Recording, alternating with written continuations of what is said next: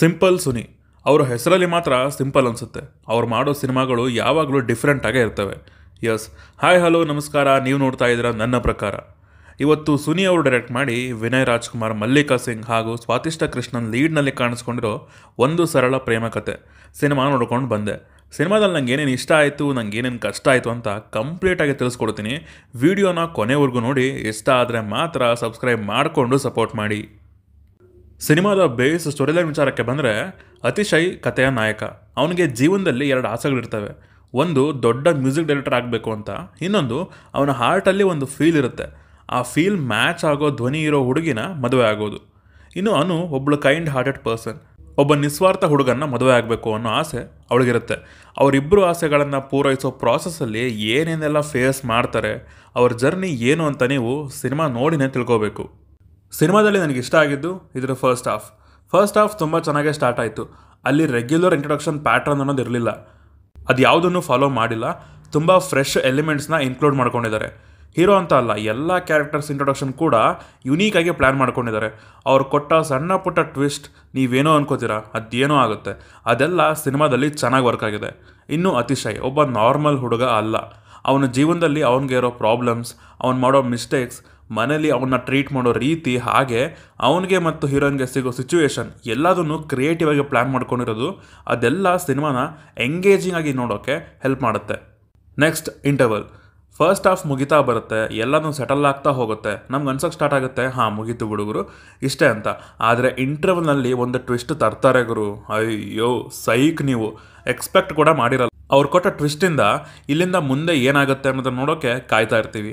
ಅತಿಶಯನ ಕಷ್ಟ, ಅವನ ಇನೋಸೆನ್ಸ್, ಅಸಹಾಯಕತೆನ ಲಿಟ್ರಲಿ ನೀವು ಥಿಯೇಟ್ರ್ನಲ್ಲಿ ಎಕ್ಸ್ಪೀರಿಯೆನ್ಸ್ ಮಾಡ್ಬೋದು. Next Suni signatures. ಸುನಿ ಅವರು ಸೋಷಿಯಲ್ ಮೀಡಿಯಾದಲ್ಲಿ ತುಂಬ ಆ್ಯಕ್ಟಿವ್ ಇರ್ತಾರೆ ಅಂತ ನಿಮಗೆಲ್ಲ ಗೊತ್ತು. ಮೋಸ್ಟ್ಲಿ ಸದ್ಯಕ್ಕೆ ಯಾವುದ್ಯಾವುದು ಟ್ರೆಂಡಿಂಗ್ನಲ್ಲಿರುತ್ತೋ ಅದನ್ನು ಫಿಲ್ಮ್ಸ್ನಲ್ಲಿ ಇನ್ಕ್ಲೂಡ್ ಮಾಡ್ಕೊಳ್ಳೋಕೆ ಅಂತ ಅನಿಸುತ್ತೆ. ಅವ್ರು ಇದನ್ನು ಎಲ್ಲ ಫಿಲ್ಮ್ನಲ್ಲೂ ಟ್ರೈ ಮಾಡ್ತಾರೆ. ಆ್ಯಂಡ್ ಅದು ಚೆನ್ನಾಗಿ ಕೂಡ ವರ್ಕ್ ಆಗುತ್ತೆ. ಟ್ರೆಂಡ್ ಆಗ್ತಿರೋ ಟಾಪಿಕ್ಸ್ನ ಅವ್ರದ್ದೇ ಆದ ರೀತಿಯಲ್ಲಿ ಟ್ರಾಲ್ ಮಾಡೋದು, ಲೈಟಾಗಿ ಡಬಲ್ ಮೀನಿಂಗ್ನ ಟಚ್ ಮಾಡೋದು, ಇವೆಲ್ಲ ಸಿನಿಮಾಗೆ ಒಳ್ಳೆ ಸಪೋರ್ಟ್ ಕೊಟ್ವು. ಫಾರ್ ಎಕ್ಸಾಂಪಲ್, ಮೋಯೆ ಮೋಯೆಯಿಂದ ಹಿಡಿದು ಹುಲಿ ಉಗುರು ಬಿಗ್ ಬಾಸ್ವರೆಗೂ, ಸಂತೂರ್ ಮಮ್ಮಿ ಎಲ್ಲದನ್ನು ಟಚ್ ಮಾಡಿ ಬಂದಿದ್ದಾರೆ. ಸಿನಿಮಾದಲ್ಲಿ ಇದು ನಗು ತೋರ್ಸೋಕ್ಕೆ ಹೆಲ್ಪ್ ಮಾಡಿವೆ. Next music department. ಹೀರೋಗೆ ದೊಡ್ಡ ಮ್ಯೂಸಿಕ್ ಡೈರೆಕ್ಟರ್ ಆಗಬೇಕು ಅನ್ನೋ ಒಂದು ಆಸೆ. ಅವನು ಕೇಳೋ ಪ್ರತಿ ಶಬ್ದನೂ ಟ್ಯೂನ್ ಥರನೇ ಕೇಳ್ತಾನೆ. ಬಟ್ಟೆ ಒಗೆಯೋದ್ರಲ್ಲಿ, ಮಟನ್ ಕಟ್ ಮಾಡೋದ್ರಲ್ಲಿ, ಎಲ್ಲದರಲ್ಲೂ ರಿದಮ್ನ ಹುಡುಕ್ತಾನೆ ಇರ್ತಾನೆ. ಇಷ್ಟೆಲ್ಲ ಇದೆ ಆದಮೇಲೆ BGMನಲ್ಲಿ ಚೆನ್ನಾಗಿ ಆಟ ಆಡಲೇಬೇಕು. ಅದು ಈ ಸಿನಿಮಾದಲ್ಲಿ ವರ್ಕ್ ಆಗಿದೆ. ಮ್ಯೂಸಿಕ್ ಡೈರೆಕ್ಟರ್ ವೀರ್ ಸಮರ್ಥ್ ಅವರು ಒಳ್ಳೊಳ್ಳೆ ಸಾಂಗ್ಸ್ ಆ್ಯಂಡ್ ಟ್ಯೂನ್ಸ್ನ ಕಂಪೋಸ್ ಮಾಡಿದ್ದಾರೆ ಸಿನಿಮಾದಲ್ಲಿ. 2 ಹಾಡು ಸಿನಿಮಾಗೆ ತುಂಬಾ ಇಂಪಾರ್ಟೆಂಟ್. ಅದರಿಂದಾನೇ ಎಲ್ಲರ ಲೈಫ್ ಕೂಡ ನಿಂತಿರೋದು. ಆ ಸಾಂಗ್ಸ್ ಸಿನಿಮಾದಲ್ಲಿ ತುಂಬ ಸತಿ ಪ್ಲೇ ಆದರೂ ಕೂಡ ಎಲ್ಲೂ ತೊಂದರೆ ಕೊಡಲ್ಲ.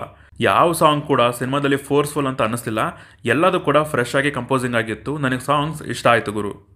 ಇನ್ನು ಸಿನಿಮಾದಲ್ಲಿ ನನಗೆ ಕಷ್ಟ ಅಂತ ಅನಿಸಿದ್ದು, ಮೇಜರ್ ಸಿನಿಮಾಗೆ ನೆಗೆಟಿವ್ಸ್ ಅಂತ ಯಾವುದೂ ಇಲ್ಲ. ಆದರೆ ಸೆಕೆಂಡ್ ಹಾಫ್ನಲ್ಲಿ ತುಂಬ ಸೀನ್ಸ್ನ ರಾಜಸ್ಥಾನ್ ಮತ್ತು ಮುಂಬೈನಲ್ಲಿ ಪ್ಲ್ಯಾನ್ ಮಾಡ್ಕೊಂಡಿದ್ದಾರೆ. ಅಲ್ಲಿ ನಡೆದ ಸೀನ್ಸ್ನ ಇನ್ನೂ ತುಂಬ ಕ್ರಿಯೇಟಿವ್ ಆಗಿ ಪ್ಲ್ಯಾನ್ ಮಾಡ್ಕೊಂಡಿದ್ದರೆ ಇನ್ನೊಂದು ಸ್ವಲ್ಪ ಇಂಟ್ರೆಸ್ಟಿಂಗ್ ಆಗಿರ್ತಾ ಇತ್ತು ಸಿನಿಮಾ. ನೆಕ್ಸ್ಟ್ ಸಿನಿಮಾದಲ್ಲಿ ಸಾಧು ಕೋಕಿಲ್ ಅವರಿದ್ದಾರೆ. ನಾನು ಅವರಿದ್ದಾರೆ ಅಂದರೆ ಅವರಿಂದ ಸಾಲಿಡ್ ಕ್ಯಾರೆಕ್ಟರ್ನ ಎಕ್ಸ್ಪೆಕ್ಟ್ ಮಾಡ್ತಾ ಇದ್ದೆ. ಅವರಿಂದ ಕಾಮಿಡಿನೇ ತರಿಸ್ಬೇಕು ಅಂತೇನಿಲ್ಲ. ಅಟ್ಲೀಸ್ಟ್ ಆ ಕ್ಯಾರೆಕ್ಟರ್ಗೆ ಒಳ್ಳೆ ಇಂಪಾರ್ಟೆನ್ಸ್ನ ಕೊಟ್ಟು ಅವ್ರ ಸ್ಕ್ರೀನ್ ಮೇಲೆ ಬಂದಾಗ ನಮ್ಮನ್ನು ಅಟ್ರಾಕ್ಟ್ ಮಾಡುವಷ್ಟು ಕೆಲಸ ಆಗಿದ್ರು ಸಾಕಾಗಿತ್ತು.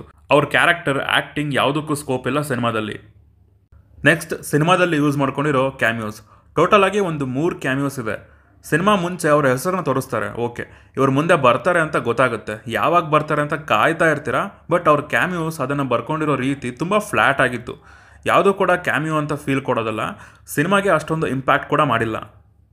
ಕನ್ಕ್ಲೂಷನ್ ಏನಪ್ಪ ಅಂತಂದರೆ, ಸಿನಿಮಾ ಸರಳವಾಗಿ ಕೂಡ ಇಲ್ಲ, ವಿರಳವಾಗಿ ಕೂಡ ಇಲ್ಲ. ಇದೊಂದು ಫ್ರೆಶ್ ಫೀಲ್ ಕೊಡುವಂತಹ feel good cinema with Suni ಅವರ ಸಿಗ್ನೇಚರ್ಸ್. ನಿಮಗೆ ಸಿಂಪಲ್ ಸುನಿ ಅವರ ಸಿನಿಮಾಗಳು ಇಷ್ಟ ಆಗುತ್ತೆ ಅಂದರೆ, ಸಣ್ಣ ಪುಟ್ಟ ನೆಗೆಟಿವ್ಸ್ ಅಡ್ಜಸ್ಟ್ ಮಾಡ್ಕೋತೀರಾ ಅಂದರೆ ಖಂಡಿತ ಸಿನಿಮಾನ ಥಿಯೇಟ್ರಿಗೆ ಹೋಗಿ ನೋಡಿ. ನನ್ನ ರೇಟಿಂಗ್ಸ್ ಸಿನಿಮಾಗೆ 3.5 ಔಟ್ ಆಫ್ 5.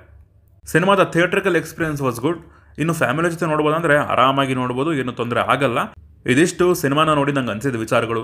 ನೀವು ಆಲ್ರೆಡಿ ಸಿನಿಮಾನ ನೋಡಿದರೆ ನಿಮಗೆ ಅನಿಸು ಅಂತ ಕೆಳಗಡೆ ಕಮೆಂಟಲ್ಲಿ ತಿಳಿಸಿ. ಹಾಗೂ ನೀವು ನಮ್ಮನ್ನು ಇನ್ಸ್ಟಾಗ್ರಾಮ್ ಮತ್ತು ಟ್ವಿಟರ್ನಲ್ಲಿ ಕೂಡ ಫಾಲೋ ಮಾಡ್ಬೋದು ಸಿನಿಮಾದ ಅಪ್ಡೇಟ್ಸ್ಗಾಗಿ. ಸೊ ಸಿಗೋಣ ಮುಂದಿನ ವಿಡಿಯೋದಲ್ಲಿ. ಬಾಯ್.